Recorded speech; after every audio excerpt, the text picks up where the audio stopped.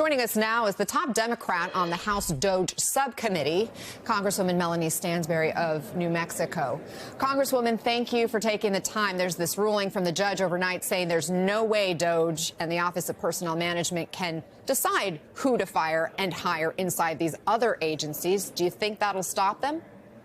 Well, obviously, we've seen that Donald Trump does not abide by the law. However, I think it's been very clear since day one that this administration is breaking administrative law, it's breaking constitutional separation of powers, it's breaking statutory law, it's breaking appropriations law, and it's breaking personnel laws. And I think the courts have upheld this at almost every step of the way, and we're going to continue to fight them in the courts. In a separate lawsuit, we now know at least one DOJ staffer will be deposed. It will be the first time someone involved with DOJ will answer questions under oath from an attorney outside the government.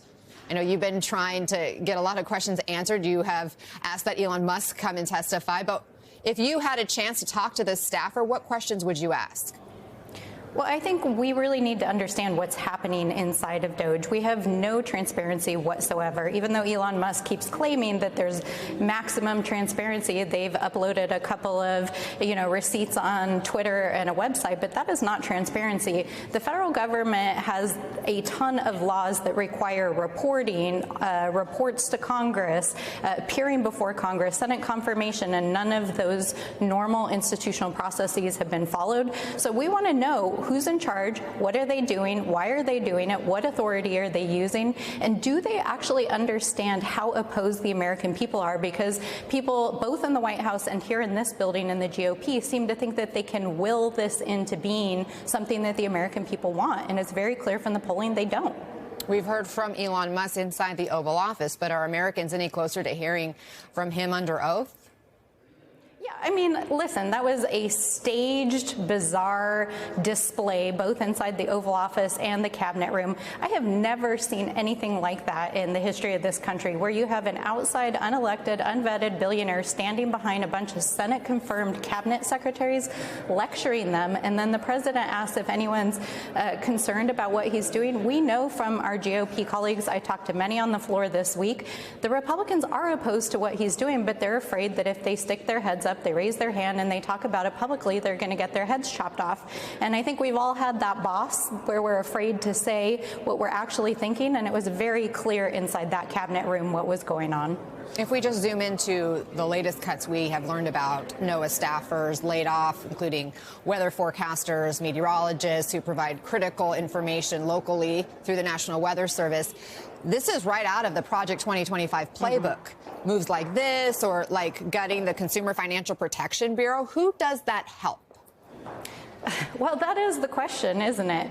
All across this country, literally millions of Americans are protesting in the streets. They're showing up to town halls. They're saying this is not what we voted for. This is not what we want. And it's hurting real Americans. In my district, we had teachers at a tribal school who were literally told in the middle of the school day in their classrooms in front of students that they were underperformers and escorted off of campus. These are teachers who have taught for almost 40 years. What they're doing is decimating the federal government. They're attacking teachers, veterans, firefighters, people who have dedicated their lives to public service. This isn't about helping the American people. It's about looting the federal government, giving Elon Musk private contracts, data mining Americans' data, and it's harming the people of this country. Congresswoman, we also just learned a top DOJ spokesperson is now resigning due to a, quote, hostile and toxic work environment.